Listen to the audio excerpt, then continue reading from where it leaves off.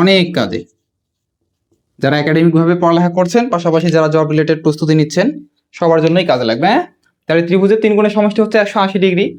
এখন ত্রিভুজের কোনো একটা বাহুকে যদি আমরা বর্ধিত করি, তাহলে বহিস্থেয় যে কোণটা উৎপন্ন হয় তাকে বিপরীত অন্তস্থ কোণদ্বয়ের সমষ্টির সমান। আর কোনো সরলরেখার যে কোনো বিন্দুতে উৎপন্ন কোণের পরিমাপ কত? 180 ডিগ্রি। মানে এই যে একটা যদি আমরা ত্রিভুজ ধরি, এটা মনে করেন এ বি সি, আমরা কি করলাম?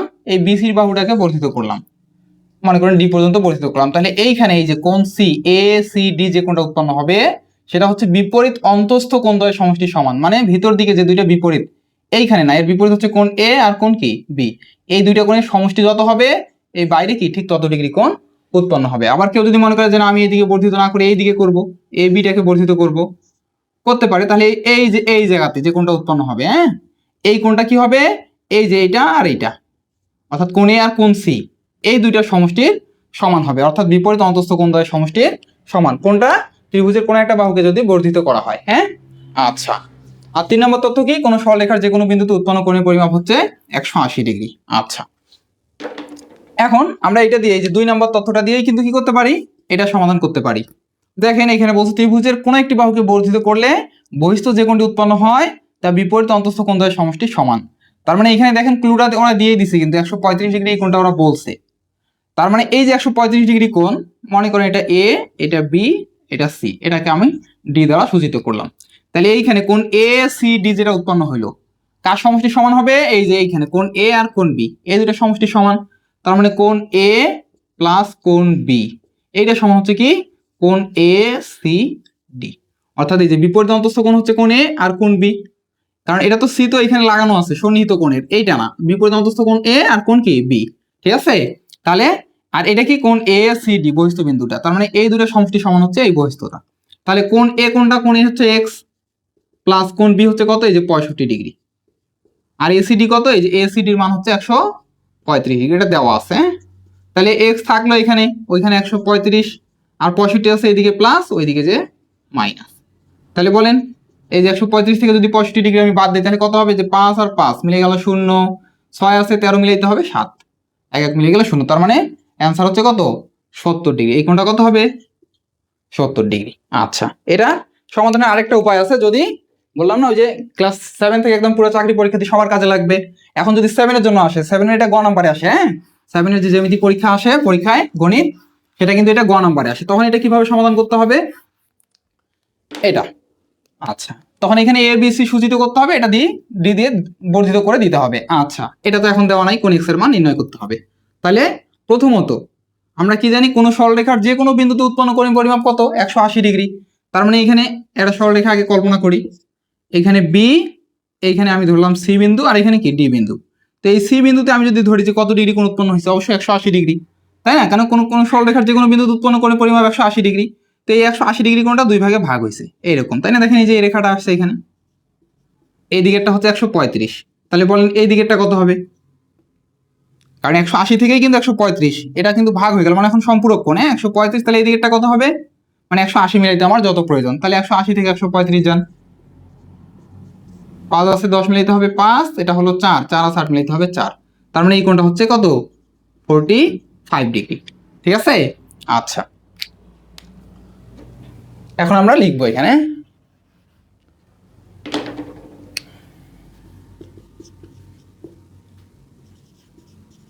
ত্রিভুজ এ বি সি এর বিসি বাহুকে ডি পর্যন্ত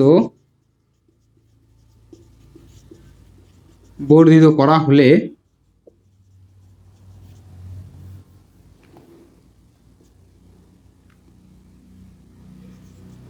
এসি রেখা বিডি রেখাকে